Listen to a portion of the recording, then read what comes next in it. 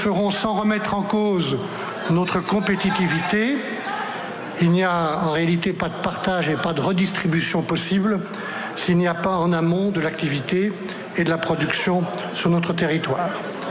Cette exigence nous conduira également à demander une contribution exceptionnelle aux Français les plus fortunés, afin d'éviter des stratégies de défiscalisation des plus gros contribuables.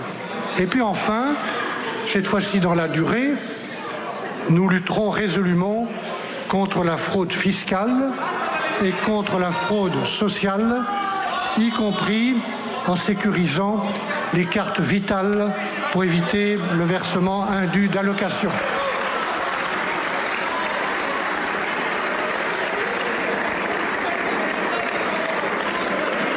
Sur ces questions budgétaires, il y aura donc des choix sérieux et graves à faire, et à faire avec vous, mesdames et messieurs les députés, au moment de la discussion du budget. Le projet de loi de finances qui est préparé en extrême urgence. Jamais un Premier ministre n'a été contraint par aussi peu de temps pour présenter un budget. Ce projet de loi tient compte de cette nécessité de redresser les comptes. Et dans ce cadre, je souhaite que le Parlement, comme c'est son rôle, débatte, ajuste, améliore. S'il y a urgence à redresser la barre, je pense aussi qu'une bonne politique budgétaire se conduit dans la durée. Je souhaite donc que dans les ministères et chez les opérateurs publics soit engagé un effort de productivité contractualisé en responsabilisant chacun des directeurs d'administration centrale. Mesdames et messieurs les députés, il y a une autre épée de Damoclès, tout aussi redoutable, celle de la dette écologique.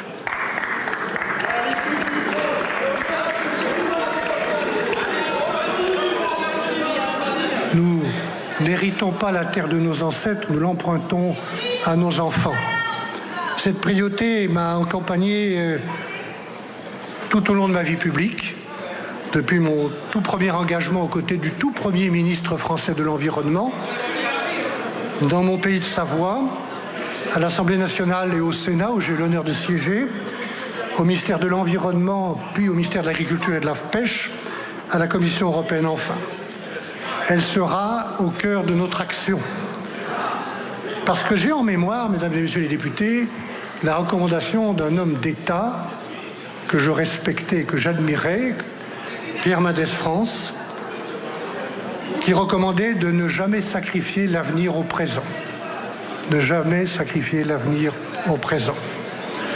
J'entends bien ceux qui disent à quoi bon, que faire pour la France seule face à un problème qui concerne l'ensemble de l'humanité. Moi, je pense qu'on peut faire beaucoup. Nos émissions de gaz à effet de serre ont à nouveau diminué de 3,6% au premier semestre 2024. C'est la preuve que les efforts payent.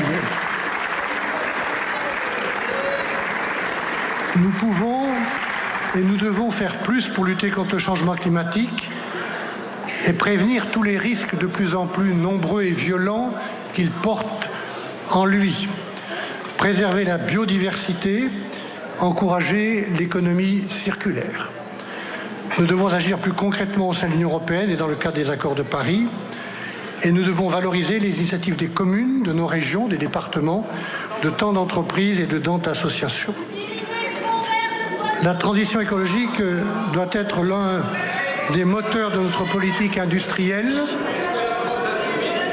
Décarbonation des usines,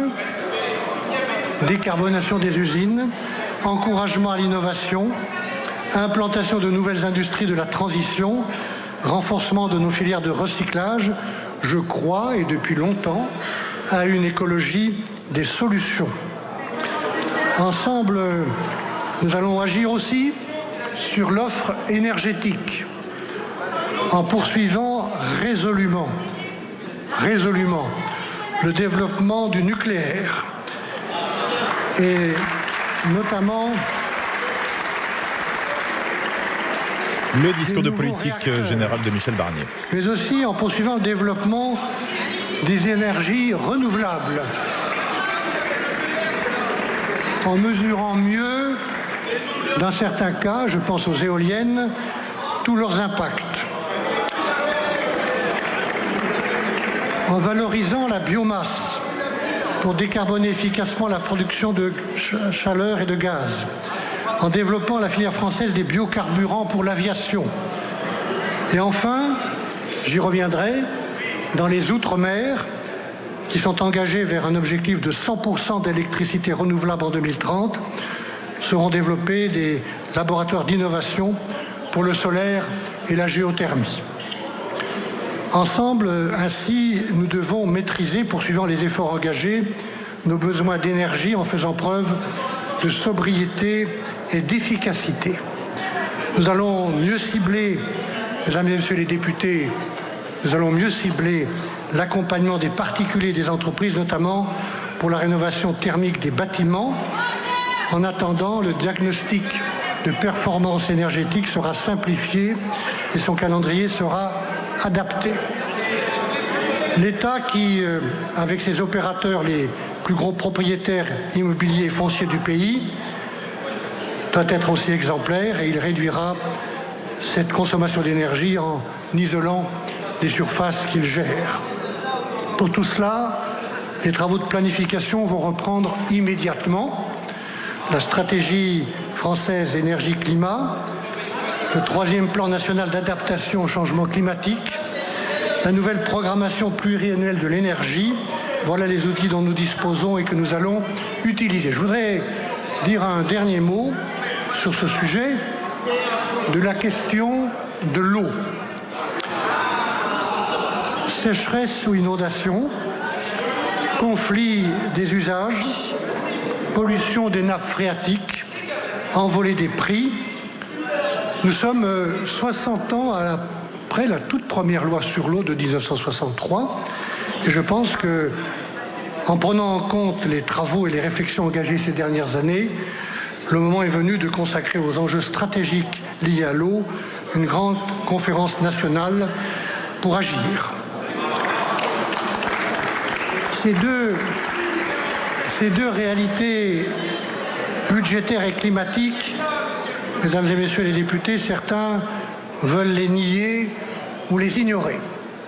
D'autres les subissent ou se contentent de les commenter. Et moi, je pense que mettre la tête dans le sable ou se lamenter, ça n'a jamais permis d'avancer. Il n'y a pas de fatalité aussi longtemps qu'il n'y a pas de fatalisme. Et moi, je pense que les hommes et les femmes politiques que nous sommes n'ont pas le droit en ce moment d'être fatalistes. Je suis convaincu que nous pouvons trouver un chemin de réalisme et d'action qui passe partout par le contrat plutôt que par la contrainte et qui nous permette pas à pas de reconstruire la confiance. Madame la Présidente, Mesdames et Messieurs les députés, regardons bien avec lucidité, et je vous prie de croire que c'est mon cas, à la place où je me trouve, devant vous, regardons bien avec lucidité le moment politique où nous sommes. Les élections législatives ont abouti début juillet à une Assemblée nationale divisée comme jamais elle ne l'a été depuis 1958. Aucun parti politique n'y a la majorité absolue à lui tout seul, ni avec ses alliés. C'est le choix des Français et c'est la réalité de votre Assemblée. Pour autant, les Français ne nous pardonneraient pas l'immobilisme dans les 3 ans qui viennent. Ils nous demandent des réponses urgentes à quelques grandes questions. L'accès rapide aux soins de qualité, près de chez soi. Comment vivre de son travail et de sa retraite dignement? Comment améliorer les services publics? Comment assurer la sécurité dans mon quartier ou dans mon village? Pour répondre à ces questions, dans le contexte politique particulier où nous sommes, nous avons besoin d'une nouvelle méthode. D'abord, nous avons besoin d'écoute, de respect et de dialogue. Écoute, respect et dialogue entre le gouvernement et le Parlement. je demanderai à mon gouvernement de s'appuyer davantage sur le travail parlementaire. Propositions de loi, amendements, recommandations des commissions d'enquête ou d'information, évaluation des politiques publiques. Cela vaut, mesdames et messieurs les députés, évidemment, pour les groupes ici à l'Assemblée nationale ou au Sénat, dont certains membres sont désormais membres du gouvernement et que je remercie pour leur soutien. Cela vaut aussi pour tous les autres groupes. Je souhaite qu'il y ait moins de textes et qu'il y ait plus de temps pour en débattre. Je suis également... Vous êtes sur France Info, le discours de politique générale de Michel Barnier. Prêt à un partage de l'ordre du jour, Madame la Présidente, plus importante au gouvernement et le Parlement, conformément à l'article 48 de la Constitution, pour accueillir des propositions de loi transpartisanes et ambitieuses pour le pays. Cela a été fait dans le passé, notamment pour la loi organique relative aux lois de finances, et cela pourrait être fait à l'avenir sur de grands sujets, je pense, au handicap. Écoute, respect à l'égard de toutes les forces politiques et de toutes les sensibilités politiques à l'Assemblée nationale et au Sénat. Je l'ai dit dès le premier jour, nous écouterons et nous respecterons chacune et chacun d'entre vous, même si ce respect n'est pas toujours réciproque.